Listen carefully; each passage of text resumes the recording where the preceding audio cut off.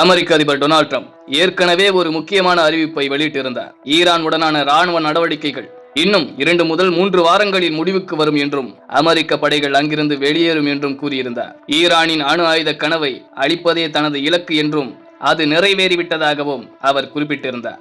ஈரானின் புரட்சிகர பாதுகாப்பு படை IRGC அமெரிக்காவின் முன்னணி டெக் நிறுவனங்களான Google, apple, meta, Microsoft, Tesla, Amazon உள்ளிட்ட 18 நிறுவனங்களை குறிவைத்து தாக்கப் போவதாக எச்சரித்துள்ளார்கள். இன்று இரவு 8 மணி முதல் இந்த நிறுவனங்களின் செயல்பாடுகளை முடக்கப் போவதாக ஈரான் அறிவித்துள்ளது. இன்று அதிகாலை குவைத் சர்வதேச விமான நிலையத்தில் உள்ள எரிபொருள் டேங்குகள் மீது ஈரான் நடத்திய ட்ரோன் தாக்குதலில் பெரும் தீ விபத்து ஏற்பட்டது.